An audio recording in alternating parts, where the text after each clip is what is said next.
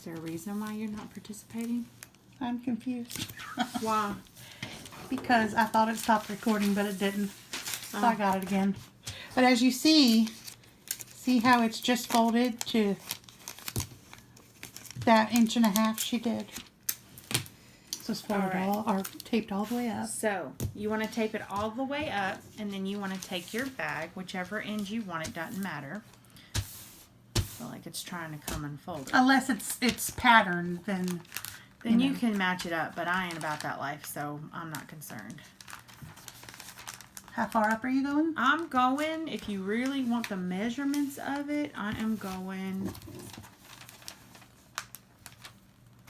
5 inches up for this bag, because this bag is, let me give you a quick measurement. So this bag is 22 inches long. So I'm going up 5 inches on a 22-inch long bag, roughly. Each square on this pad is 1 inch. See? Yep. So she's just folding it up 5 inches. Folding it up 5 inches, and I really am big on my creases and everything looking, you know, to par. Then what you're going to do is take this bag, open the bottom up like so. Push in this piece here. The corner. Which is going to give you some trouble, because it's like, no, wait. I'm not supposed to go that way. Right, so you want to do just like this. Let the bag guide you.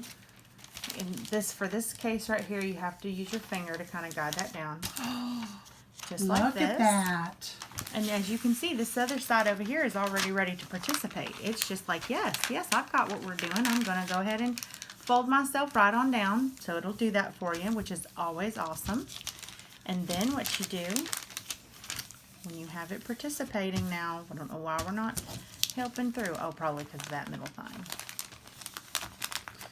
So then you want to go back to the center like this. Fold it across. Do not go over that center line. Because then you'll make your bag, it won't hold really much of anything. Your bag will be wonky. It could be wonky. And we're just going to take those corners, because we're actually going to take this and it's going to overlap. It doesn't have to match up on the bottom. We are not Hallmark. But that end can overlap. Yeah, this end needs to overlap to close the bag. So the top end does not overlap, but the bottom end does. Exactly. So it'll close the bag. And then I just use some tape to reinforce. And right here. Okay, now, when you have this like this done, you have the option of making a square bag if you want to. That's a simple process. What you're going to do is you're going to take your paper bag like this, and see where this bag is right here? This piece is? For that corner? That corner is, yep. Okay.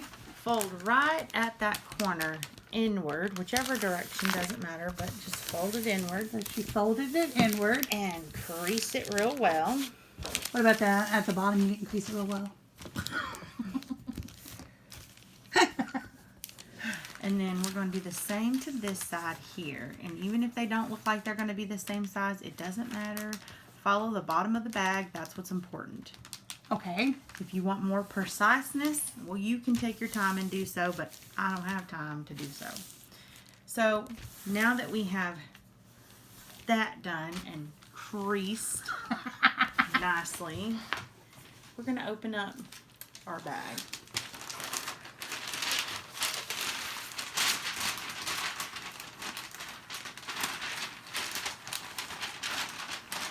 Oh. Then you have a square Christmas bag that, if you wanted to get this one a little bit more like this side is, you could fold it the opposite direction, but once you put something in it, Let me see the bottom. So the bottom looks like this. And you have a gift bag out of wrapping paper. Wrapping paper. And so what we're putting in this gift bag is a shirt.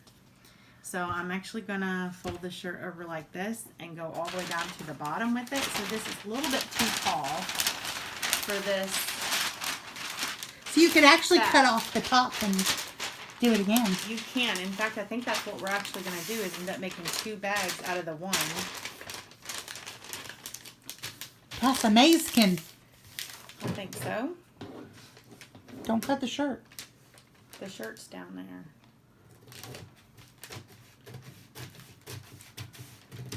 And you're probably wondering to yourself, well, how do you close the bag? Well, you have all kinds of options. You can take a hole punch and put ribbon through it. That's what a lot of people do. But this is now the bag. And what I'm going to do for this bag, because I put a shirt in it, is take it where the creases are, here and here, and bring it together like this.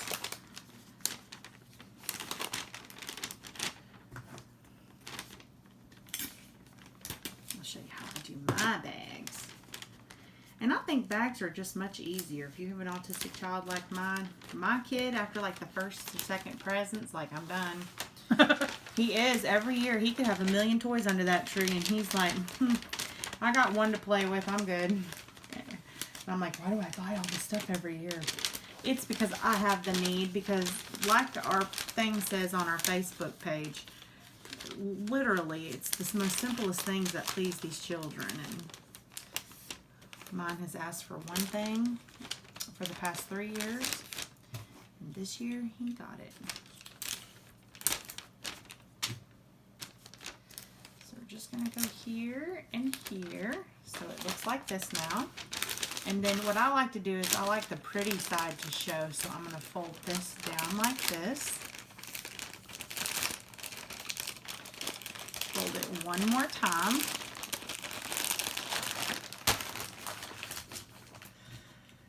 And then one long piece of tape to secure that part. And oops, I opened the present up. How do you fix that? No problem.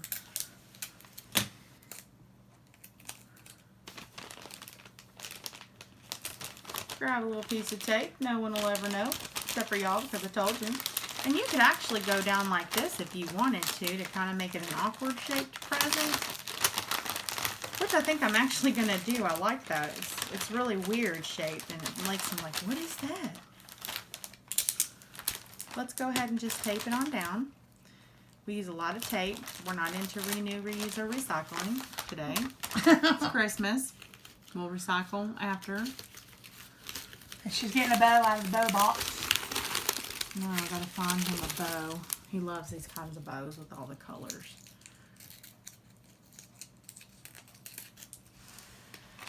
Boop.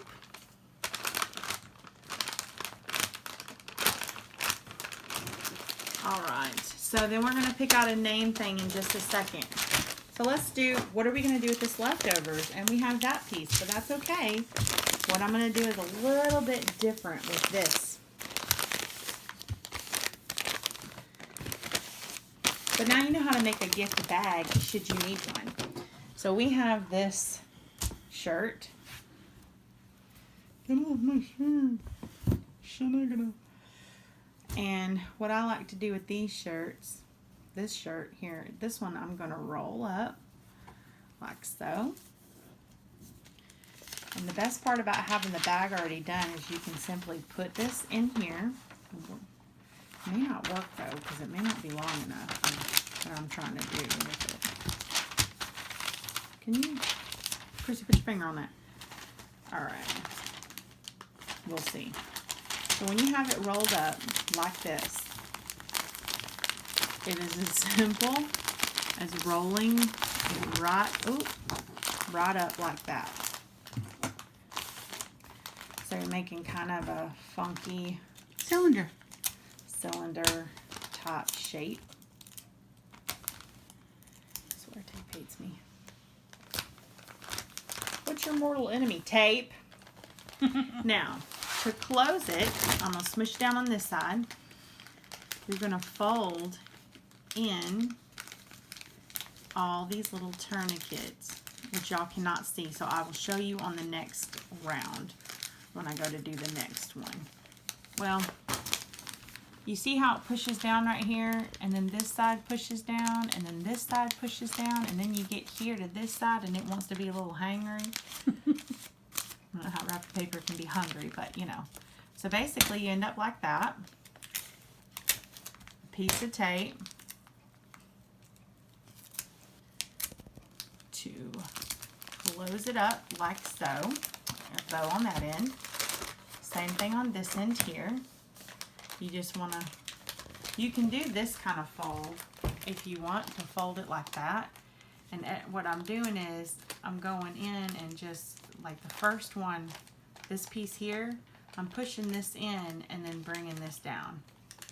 So you want to just bring it down where it'll kind of naturally go down in certain spots. And it'll always leave just one end up, and this one end is always going to be a little bit more of a manipulating kind of thing. For reals. Apparently. There we go. Haha, beat you anyways. She's talking to wrapping paper. It was arguing with me. Just because y'all can't hear it. There we go. Fold in. Last piece. Fold in. I don't know why it seems like it wants to mush down like that, but who cares? We got it to fold in, didn't we? So you will tape it, and that end looks like that.